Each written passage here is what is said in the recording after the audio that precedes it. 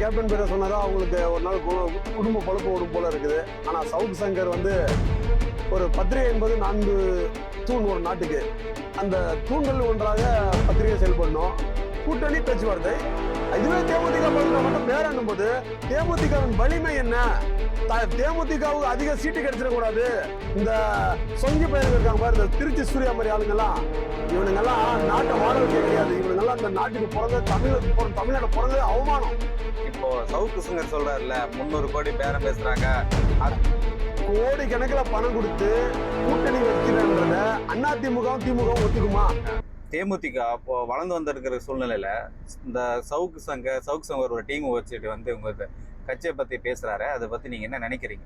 சவுக்கு சங்கர் சும்மா கஞ்சா குடிச்சிட்டு போதையில ஏதோ ஒன்று வளர்ட்டு இருப்பாருங்க. தேமுதிக நல்ல வளர்ச்சி அடைஞ்சிருக்கு என்ன. அதனால அந்த வயிற்றெரிச்சலை தாங்கிக்க முடியாத சில கட்சிகள் அவருக்கு பணம் கொடுத்து பேச வைக்கிறாங்க.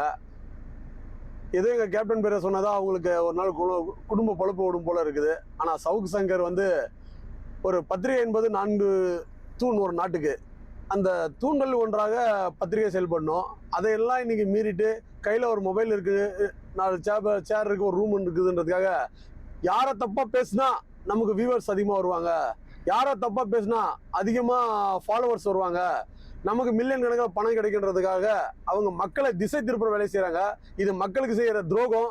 சவுக்கு சங்கர் பேசுறத தயவு செஞ்சு பொதுமக்கள் பெருசாக யாரும் பெரிய விஷயமா எடுத்துக்காதீங்க. அப்படி பாருங்க, பார்த்துட்டு அப்படியே ஸ்கிப் பண்ணிட்டு போயிட்டு இருங்க.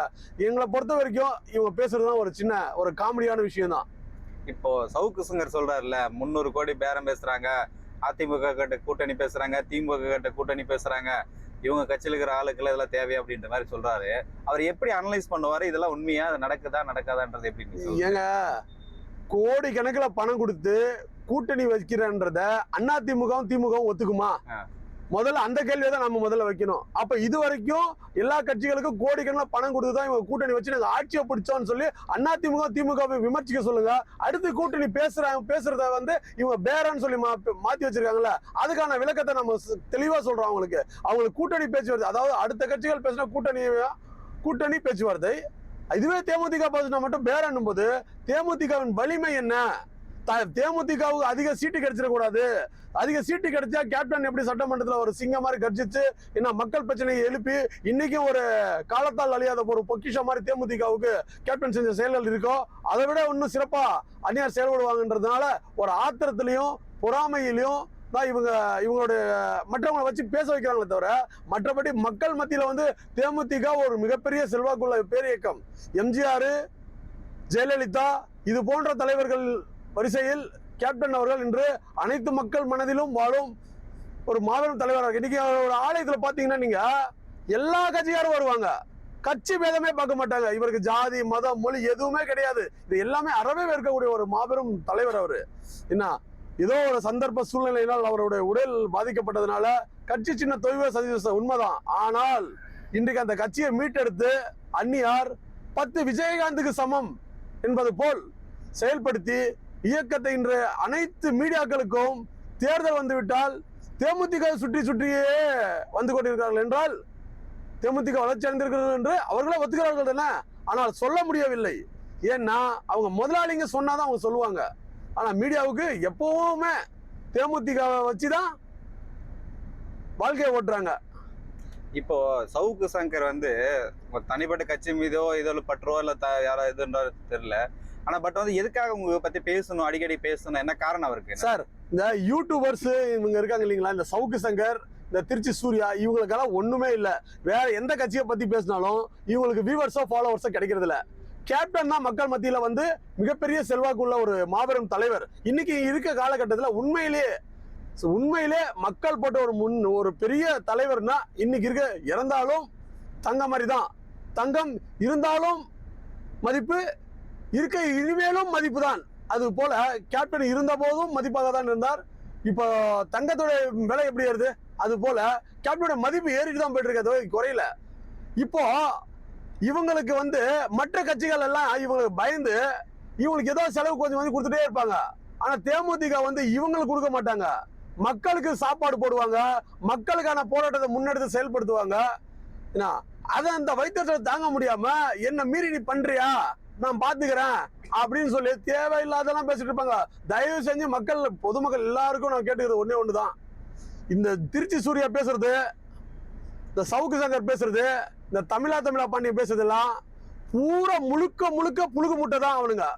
தயவு செஞ்சு அவங்கள கோமாளியா பாருங்க. அவங்க யூடியூபராவோ ஒரு ஹீரோவோ தயவு செஞ்சு பார்க்காதீங்க. அவங்கள கோமாளி பசங்க. சும்மா 2000 3000க்கு வாயை வச்சு வித்து சாப்பிட்டு இருக்க நாய்ங்க. ஏங்க ஒரு மீடியானா நாட்டுல எத்தனையோ தவறுகள் நடக்குது. எத்தனை தவறுகள் நடக்குது. அந்த தவறுகளை சுட்டி காட்டணும். நாட்டை மாற்றுறதுக்கு முயற்சி பண்ணணும். ஏன்னா ஒரு கட்சி தவறான வழியில போனா அந்த கட்சியை மாத்துறதுக்கு முயற்சி பண்ணணும். நாங்க என்ன ஆளுங்கட்சி ஆண்ட கட்சியா? ஒண்ணுமே இல்லையே. ஆனா தேமுதிக மட்டும் இவங்களுக்கு என்ன வன்மம்னா பணம் தான் இவங்களுக்கு வன்மம். பணத்துக்காக பேசுற பரதேசிங்க இவங்க. என்ன இவங்க இனிமே தவறாக விமர்சித்து கொண்டு இருந்தால் இவர்களுக்கு தேமுதிக சார்பாக நிச்சயம் தக்க பதிலடி நிச்சயம் தரப்படும். 2026 தேர்தலில் வந்து கூட்டணி பத்தி இன்னும் அறிவிக்கா இருக்காங்க இல்லையா? இதை பத்தி நீங்க என்ன நினைக்கிறீங்க?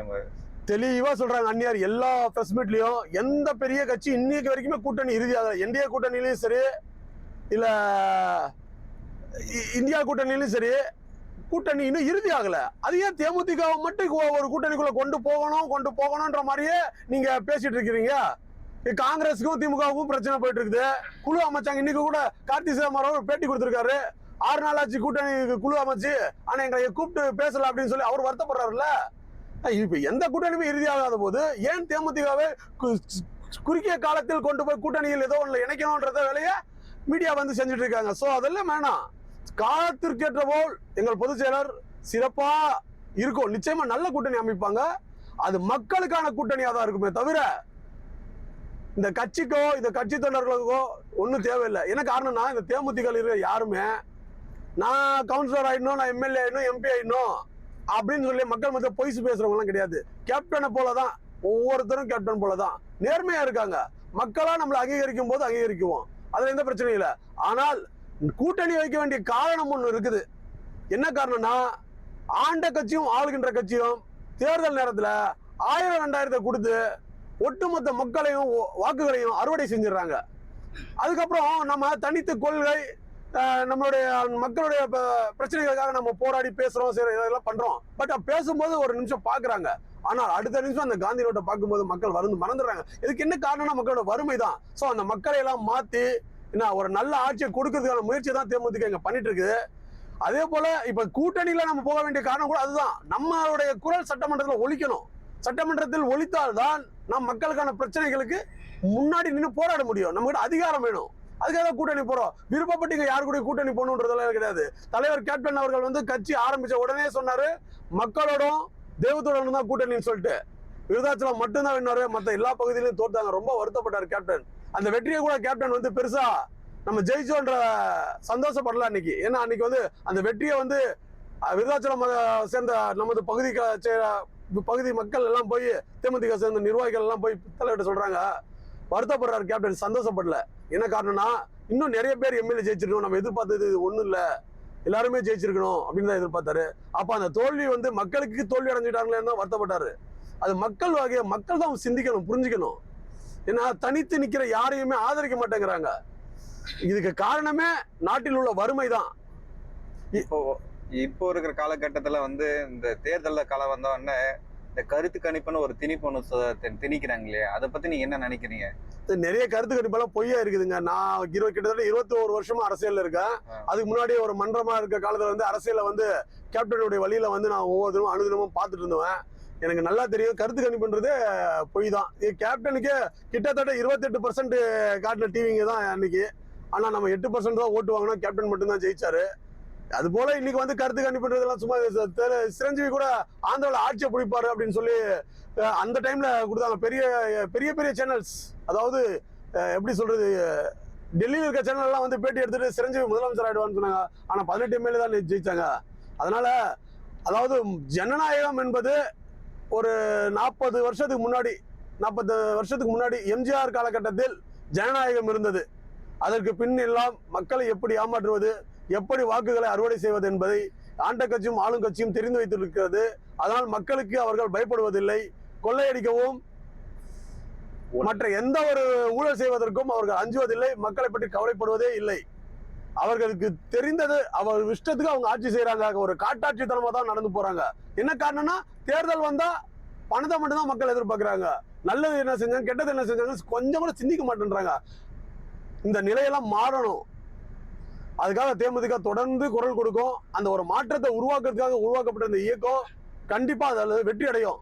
இந்த சொங்கி பையனுங்க இருக்காங்க பாரு, இந்த திருச்சி சூர்யா மாதிரி ஆளுங்கெல்லாம், இவனுங்கெல்லாம் நாட்டை வாழ வைக்க கிடையாது. இவனுங்கெல்லாம் இந்த நாட்டுக்கு பிறந்த தமிழ்நாட்டை பிறந்தது அவமானம்.